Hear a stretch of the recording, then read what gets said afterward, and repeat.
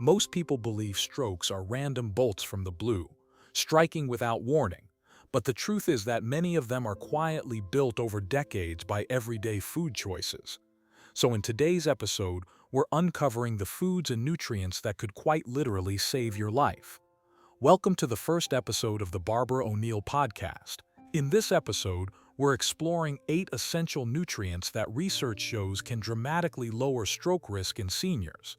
Because nearly 3 out of 4 strokes occur in people over the age of 65, and stroke remains a leading cause of long-term disability in older adults. Yet too often, the role of food is overlooked, leaving many seniors to believe that pills or aging itself are the only forces at play. So sitting across from me today is someone who has spent decades teaching around the world, helping tens of thousands understand how nutrition and natural healing can change the course of their lives. She has built a lifetime of experience showing people that food is not only fuel, but also the most accessible medicine we have. I am so happy that you are here, Barbara. Thank you, John. So why do you think so many people think stroke is a disease of bad luck, when in reality, it is so often the disease of daily habits? That's an important question. I think far too many people listening right now have been told that stroke is simply a part of aging. And I'd love to hear from our audience if you've ever been given that message from a doctor or even a family member. And please let us know whether you have subscribed or not. Your voice helps us find more people like yourself. Right. The hidden risk here is that people accept small warning signs as just age, whether it's memory lapses, slower walking, or occasional dizziness. These aren't random quirks. They are signals that blood vessels and brain health are under stress. The tragedy is that because these signs are misunderstood, opportunities for prevention are lost and the window for change narrows. That's why in this episode we are walking through 8 of the most important nutrients for stroke prevention after 65. We'll explore what they do in the body, which foods provide them, and how to adapt them to different needs, preferences, and even medications. Stay with us because by the end you will know how to turn ordinary meals into powerful daily protection for your brain and heart. So, in other words, the warning signs may look like aging. But if we don't recognize what's driving them, we end up chasing the wrong fixes? Exactly, and that's why today's conversation is so valuable. So we'll break down 8 nutrients, and each one explained clearly, with food sources and practical steps, so you can protect your health with confidence.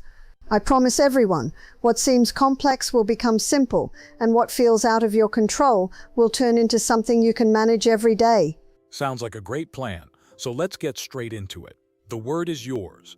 What is the first food you tell your patients first to eat when it comes to reversing stroke risk later in life? All right, John. One of the very first foods I emphasize is wild-caught fatty fish, because it is the richest natural source of omega-3 fatty acids. These fats are not made by the body, which means we must bring them in through our diet. Omega-3s work like an internal repair system, reducing inflammation, softening stiff arteries, and making the blood less likely to form dangerous clots. For seniors especially, this nutrient can be life-changing because it directly supports both the heart and the brain. That makes sense, but let me press a little deeper. Why is it that inflammation, which many people think of as just sore joints or stiffness, becomes so central to the risk of stroke? And are we really talking about inflammation inside the blood vessels themselves? Yes, John, exactly. Inflammation inside the blood vessels is often invisible until it causes damage, and that is what makes it so dangerous. Imagine a tiny fire burning on the inside walls of your arteries, gradually scarring them and making them more brittle. Omega-3s, particularly from salmon, mackerel, or sardines, act like a cooling agent, calming that fire so the vessel walls remain flexible and resilient. For those who prefer plant-based options, foods like chia seeds and walnuts provide omega-3 precursors, but the body's ability to convert them into the active forms declines with age, which is why seniors need to be especially mindful. So, if the body's conversion slows down after 65, does that mean many older adults may think they're getting enough, but in reality, they're falling short? That's precisely the issue. It's one reason why some seniors benefit from a carefully chosen fish oil or algae oil supplement, provided they consult their healthcare provider first. The picture you're painting is very clear. And I think many listeners are realizing that a simple plate of grilled fish twice a week is more than just a meal. It is brain protection in disguise. What really stands out to me is that this isn't about exotic superfoods, but everyday, accessible ingredients that most kitchens could hold. And for our listeners who may be hearing this for the first time, I'd encourage you to pause and reflect. Is your diet giving your arteries flexibility or silently stiffening them? Because as we move forward, I know you'll show us that fish is just the beginning, and there are other foods working behind the scenes to keep the brain safe. So what's next? Another key nutrient for stroke prevention is soluble fiber found in foods like oats, beans, apples, and flaxseed. It forms a soft gel in the digestive system that binds to cholesterol, preventing it from hardening into plaque inside the arteries. At the same time, it slows the absorption of sugar, giving the blood vessels a steady protective rhythm instead of sharp, damaging spikes. So it isn't just helping the gut, it's protecting the heart and brain too. Exactly. Soluble fiber is working behind the scenes every day, keeping arteries clean and blood sugar stable. So without it, people may be eating in a way that looks fine on the surface, but internally their vessels are under constant silent strain. That's correct, John. And this is why seniors who consistently include fiber-rich foods in their meals show such a significant drop in stroke risk. And that's remarkable, because it shows how simple choices can profoundly shift the future of brain health. Let's keep up the pace here. If one nutrient like fiber can do so much, I have to ask, what's the next one on your list that you believe every senior should be paying attention to? The next nutrient I emphasize is magnesium, often called the relaxation mineral, because it calms the muscles in our blood vessel walls. For seniors, this is critical, since magnesium helps lower high blood pressure, which is the single greatest risk factor for stroke. Without enough magnesium, arteries tighten, blood pressure rises, and the brain becomes more vulnerable to sudden blockages. So the absence of magnesium actually makes the whole vascular system more tense and fragile. That's right.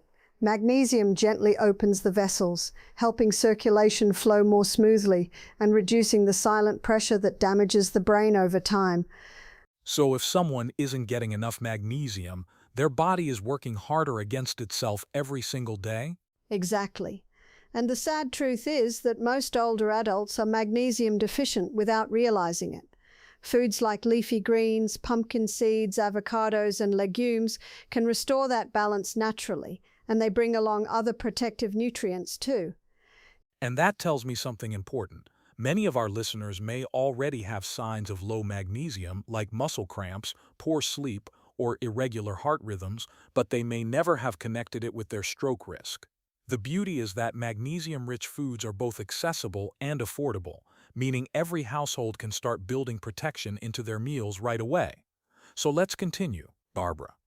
Beyond magnesium, what other nutrients should seniors focus on to help their blood vessels stay strong and resilient against stroke? Another nutrient that is just as vital is potassium, which acts like nature's balancing mineral. It helps flush excess sodium out of the body, and that single action lowers blood pressure more effectively than many people realize. Potassium also helps keep the electrical rhythm of the heart steady, preventing irregular beats that can trigger clots. For seniors, this mineral is especially protective because the combination of low potassium and high sodium is one of the strongest predictors of stroke. That is fascinating because so often people only hear about cutting salt, but they rarely hear about boosting potassium. And I imagine that makes a big difference in how effective dietary changes really are. It absolutely does. When you increase potassium-rich foods like bananas, sweet potatoes, beans, and leafy greens, you tip the scale toward better heart and brain health. Potassium isn't only lowering blood pressure, it's making arteries more supple and less prone to sudden ruptures. And studies consistently show that seniors with higher potassium intake live longer and suffer fewer vascular events, especially strokes. So in many ways, potassium is a quiet lifesaver that people may never realize they're missing until something goes wrong? Yes, and the danger is that processed foods crowd out the natural sources, leaving seniors unknowingly depleted. But the good news is that just a few daily swaps, like a baked sweet potato instead of fries or beans in place of meat, can transform potassium levels within weeks. And I think that will really resonate with listeners because it shows how prevention is not about grand gestures, but small, consistent exchanges that anyone can make. The science you're sharing paints such a hopeful picture that stroke risk isn't a fixed fate, but something flexible and responsive to what we choose to eat. If I'm correct, we have discussed 4 foods now. Let's move on to number 5. The word is yours. The next group we need to talk about are antioxidants, which are compounds found in colorful fruits, vegetables, teas, and herbs. They protect the delicate lining of the blood vessels from damage caused by unstable molecules known as free radicals. As we age, our natural antioxidant defenses decline, which means seniors are more vulnerable to oxidative stress that stiffens arteries and promotes clot formation. Antioxidants act like internal firefighters, calming that invisible stress and keeping circulation flowing freely to the brain. That's powerful because most people think of antioxidants in terms of skin or aging, not stroke prevention. So you're saying these colorful compounds are actually shielding the brain itself. Exactly, John. A diet rich in berries, leafy greens, and even a little dark chocolate helps maintain vessel flexibility and supports blood flow to the brain. Green tea and herbs like turmeric or cinnamon also add a steady stream of protective antioxidants, and large population studies have shown that seniors with the highest intake of antioxidant-rich foods have significantly fewer strokes than those with the lowest. So the eat the rainbow advice we've heard for years really has a direct neurological impact, not just a cosmetic one. That's right. It is food color turned into brain protection. Every time you choose a brightly colored fruit or vegetable, you're essentially reinforcing the brain's natural defenses. And what strikes me is that this isn't about exotic supplements, but simply paying attention to the colors on your plate. It makes prevention feel joyful, even artistic, because every meal becomes a chance to paint with protective compounds. And that makes me want to ask you, Barbara, what is the nutrient that takes this protection a step further, guiding calcium away from the arteries and into the bones where it belongs? Another nutrient that deserves attention is vitamin K2, which acts like a traffic controller for calcium in the body. Calcium is vital for strong bones, but without direction, it can end up in the arteries where it causes hardening and increases stroke risk. Vitamin K2 activates proteins that guide calcium into the bones and teeth, while keeping blood vessels clean and flexible. For seniors, this becomes especially important because many are prescribed calcium supplements without the balancing protection of K2. That's a striking point because most people have heard about calcium for bones, but almost no one has heard about K2 for arteries. Are you saying that without it, the very nutrient we think is helping can quietly cause harm? That's right. K2 ensures calcium strengthens where it should, rather than clogging arteries. Traditional foods like natto, aged cheeses, and pasture-raised egg yolks are some of the richest natural sources, and even small amounts included regularly can shift the balance away from calcification and toward resilience. So in other words, seniors who are taking calcium without thinking about K2 may be protecting their skeleton, but quietly endangering their circulation? Exactly, John. And that's why pairing calcium-rich foods with K2 sources is one of the most overlooked yet powerful strategies for prevention. It's about guiding the body's resources wisely, rather than letting them settle in the wrong places. And that makes me realize how nuanced real nutrition is. It isn't just more of one nutrient, but the right partnerships that matter. K2 with calcium, potassium with sodium, magnesium with muscle relaxation. These are balances that nature designed, but modern diets often miss. Barbara, we have 2 more to go. I want to ask the listeners to stay a little longer. What are the final 2? The first of the final 2 is vitamin B12, a nutrient that becomes harder to absorb as we age. B12 is essential for protecting the nerves, building healthy red blood cells, and lowering homocysteine, a compound strongly linked to stroke risk. Without enough B12, seniors may experience memory lapses, balance issues, or fatigue, symptoms often brushed off as just getting old. And that's tragic because a simple check and a few dietary shifts could make an enormous difference. So a deficiency can look like aging, when in fact it's a correctable imbalance? Exactly. Foods like eggs, fish, and dairy are excellent sources, and for those who don't absorb well, sublingual supplements or doctor-prescribed injections are highly effective. And clinical studies show that maintaining optimal B12 levels can reduce stroke risk and improve recovery outcomes. That really highlights how something so small in size can play such a large role in both prevention and repair. And it also speaks to the importance of paying attention to what may seem like subtle changes in energy or memory. Indeed, and the eighth and final nutrient I want to highlight is a group called flavonoids, powerful plant compounds found in berries, citrus fruits, tea, dark chocolate, and even onions. Flavonoids improve circulation by helping blood vessels dilate. They reduce inflammation in the vessel walls, and they lower platelet stickiness so blood flows smoothly. For seniors, this means fewer clots forming silently and a stronger defense against the tiny vessel damage that leads to vascular dementia.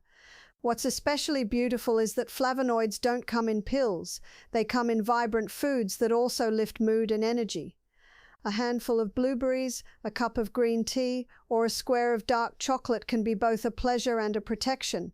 And what's more, long-term studies show seniors with the highest flavonoid intake have better brain function well into later life. It's a natural shield that is deliciously easy to add to everyday meals. So flavonoids are like nature's multitaskers, supporting circulation, calming inflammation, and even boosting mood. That's exactly it. They work in harmony with the other nutrients we've talked about, completing the picture of natural stroke prevention. And when you combine them with omega-3s, fiber, minerals, and vitamins, you create a diet that is both protective and deeply satisfying. I think that's the perfect place to reflect on what we've covered today. We've walked through 8 nutrients, each with a distinct role, yet all woven together into one coherent picture of prevention.